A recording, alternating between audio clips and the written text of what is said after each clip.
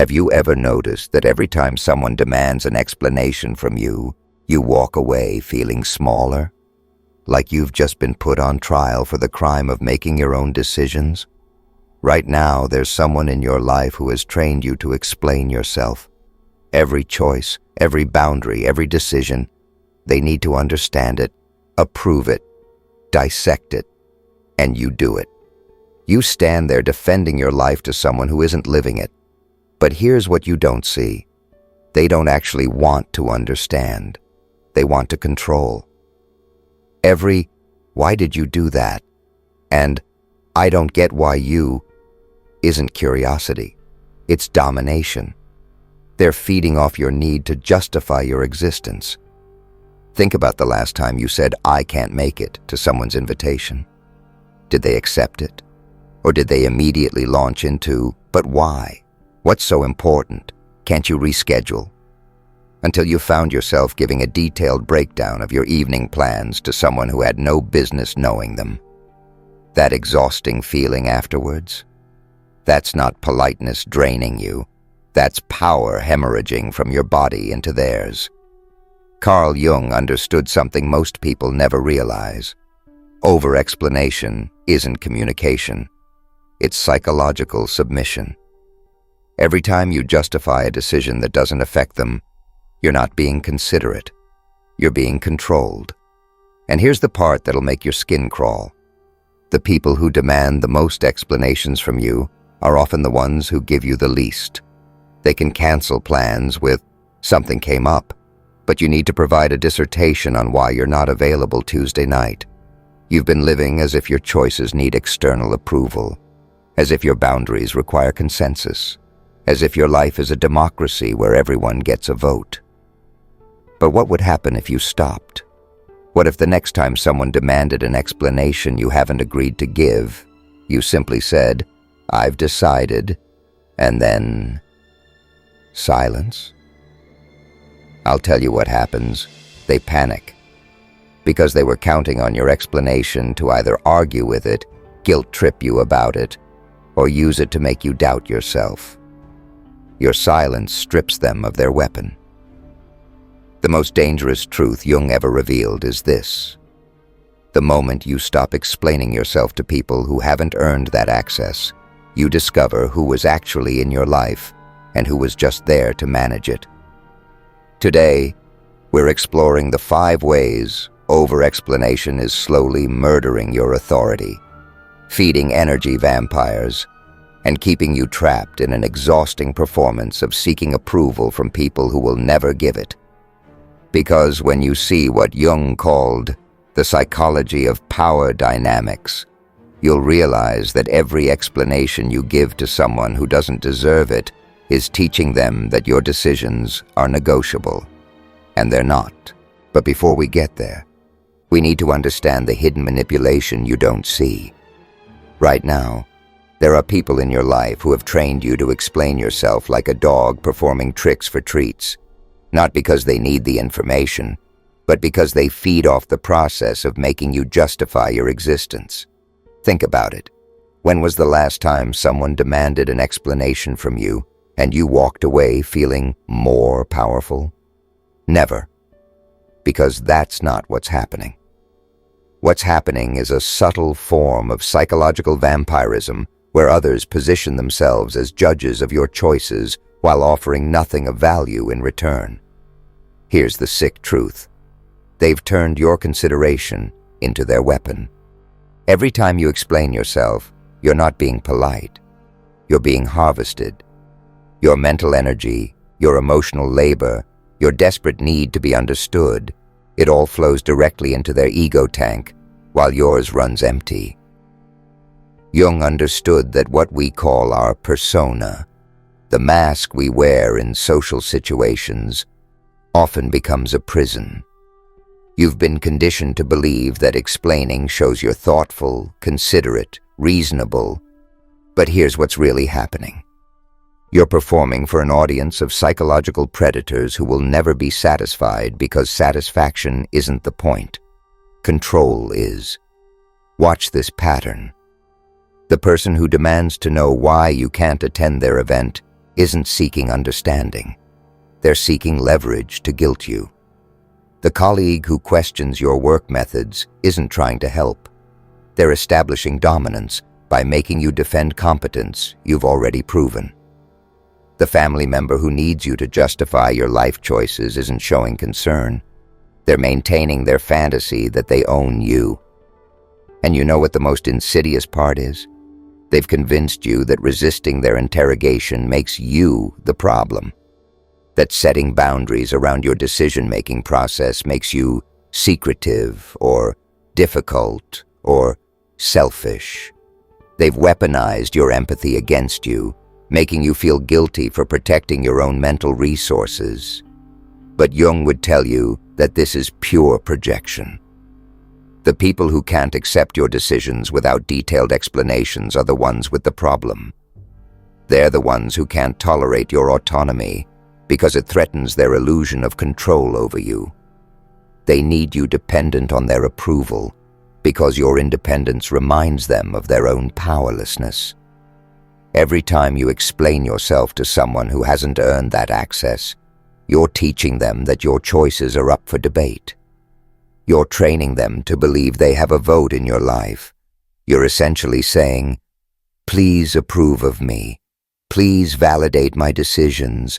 Please tell me I'm allowed to live the way I choose." But here's the twisted part.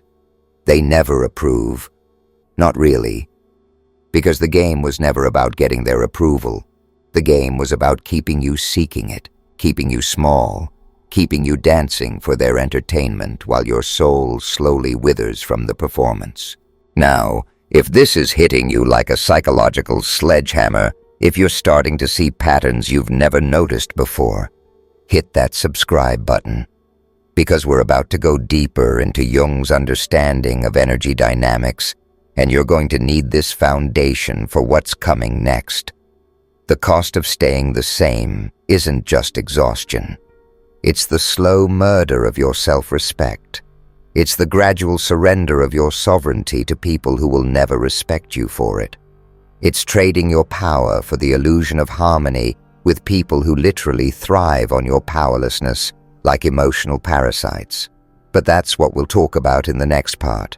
How this pattern literally drains your life force and feeds others who are feeding off your need for approval like psychological leeches. Jung introduced us to the concept of psychological energy, the idea that we have a finite amount of mental and emotional resources, and where we direct that energy determines our psychological health and our power in relationships. But here's what he discovered that will chill you to the bone. Some people have learned to survive by draining others. Every time you over-explain, you're not just using words, you're hemorrhaging life force. You're giving someone else your psychological resources while they contribute nothing. You're literally feeding their ego with your effort to justify your existence, like a spiritual blood transfusion they never asked you to consent to. Think about how you feel after spending time with someone who constantly demands explanations. Exhausted, right? Drained. Empty. That hollow feeling in your chest isn't from being social. That's the aftermath of psychological rape. They've learned to sustain themselves on your need to prove your worth, and you've been trained to lie there and take it. But here's where it gets darker. Jung called this shadow projection, and it's more twisted than you think. The people who most aggressively demand explanations are often the ones who can't justify their own choices. They're projecting their insecurity about their decision-making onto you like vomit they can't keep down. By making you explain and defend, they get to play the role of the wise judge, while their own life crumbles in ways they refuse to examine. They need you confused, seeking, explaining, because your clarity threatens their delusion that they have their shit together. Your confidence reminds them of their emptiness, so they create crisis around your decisions to avoid facing the wasteland of their own. But here's the most important part. Your automatic reaction to explain is what gives them this power. Every time you feel that compulsion to justify, you're responding to programming that was installed without your consent. probably when you were too young to resist it. Maybe it was parents who demanded explanations for everything, turning your childhood into a courtroom where you were always the defendant. Maybe it was teachers who made you defend every answer until you learned that your thoughts weren't valid without external approval. Maybe it was relationships where love was conditional on your ability to make others understand your choices, turning intimacy into performance art. But somewhere along the way, you learn that your decisions aren't real until someone else validates them. You learn that your inner knowing means nothing compared to their outer judgment. You learn to betray yourself for the promise of acceptance that never comes. Jung would say you've been living from your persona instead of your authentic self, and it's slowly killing you. The persona seeks approval, consensus, external validation. It's basically a psychological prostitute. The authentic self makes decisions from internal authority and lets others deal with their reactions like the sovereign being you actually are. And here's what's fascinating. The people who respect you most are the ones who make their own decisions without explaining them to you. They inspire you. The ones who drain you are the ones who either demand explanations from you or constantly explain themselves to you, creating an exhausting dance around decisions that should be sovereign. The manipulation works because it disguises itself as care, concern, or reasonable communication. But real care doesn't require detailed explanations of personal choices. Real concern respects your autonomy. Reasonable communication doesn't put your decisions on trial like you're a criminal who dared to have preferences. And here comes Jung's greatest revelation about why this pattern is so hard to break. Why even knowing this, you'll still feel the compulsion to explain yourself. Jung discovered that the ultimate power move isn't what you say, it's what you don't say. He called this the principle of psychological containment. When you contain your energy instead of scattering it through endless explanations, something profound happens. You force others to confront their own shadows, and they absolutely lose their minds. Here's how it works, and this is going to feel dangerous at first. The next time someone demands an explanation for a decision that doesn't affect them, you simply say, "I've decided," or "That won't work for me," and then you wait. You don't elaborate. You don't justify. You don't seek their understanding. You just wait. And here's what happens. They panic like animals sensing a predator, because they were counting on your explanation to either argue with, dismiss, or use to make you doubt yourself. Your silence strips them of their weapon, and suddenly they're standing there naked, holding nothing but their own desperation for control. They can't debate with nothing. They can't manipulate what isn't there. They can't feed off energy you refuse to give them. It's like cutting off a vampire's blood supply. They start thrashing around, trying anything to get you to open that vein again. This breaks the manipulation pattern completely, and it's brutal to watch. Because manipulation requires your participation like a dance requires two people. It requires your energy, your defense, your justification, your need to be understood. When you withdraw these resources, the manipulator is left facing something they can't control, their own pathetic reaction to your autonomy. Watch what happens next. It's like a psychological strip show revealing exactly who they really are.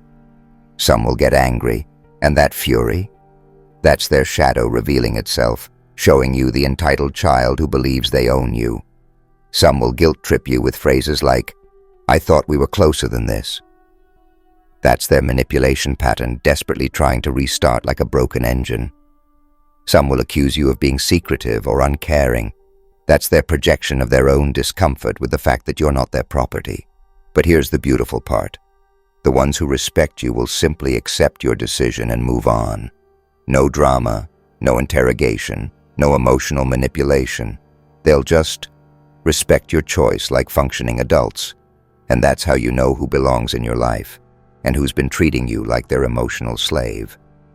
Jung approached this as a form of psychological individuation, the process of becoming your authentic self by withdrawing energy from patterns that keep you dependent on others' approval like a drug.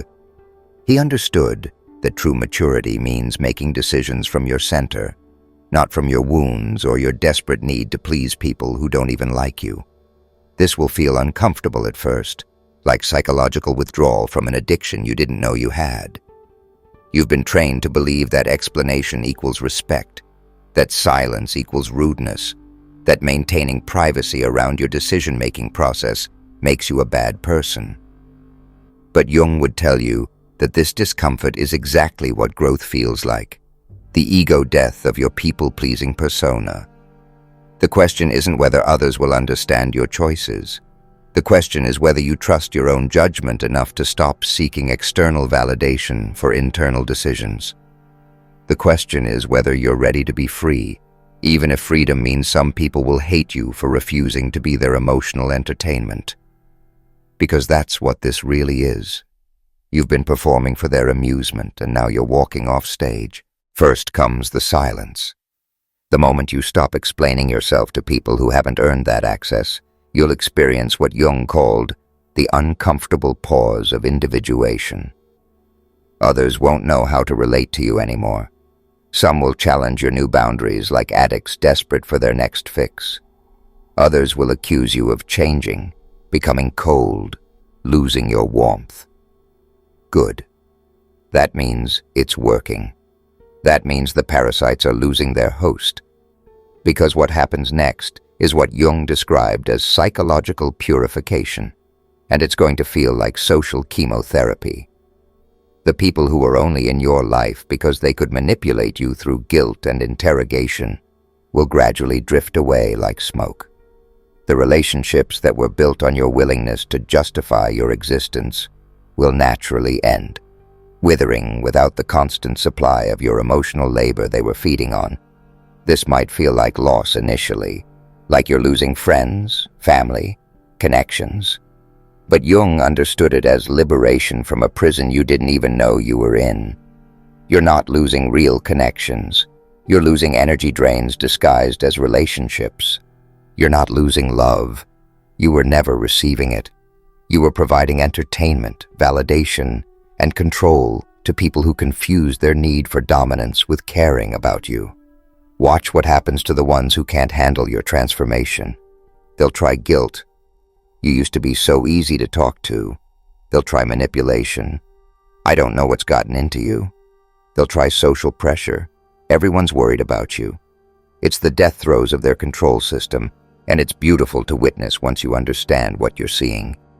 And then something profound happens.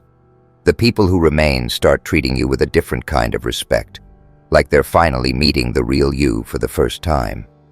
Your decisions carry more weight because they're no longer up for committee review. Your words have more impact because they're scarce, valuable, chosen. Your presence has more authority because you've stopped teaching them that your choices are negotiable. You'll discover a new kind of strength, the strength that comes from knowing your decisions don't require external approval, like discovering you've been carrying fake weights your whole life. You'll find peace in being misunderstood by people whose understanding was never necessary for your well-being and was actually toxic to your growth. You'll experience the freedom that comes from no longer being emotionally hostage to others' reactions to your choices.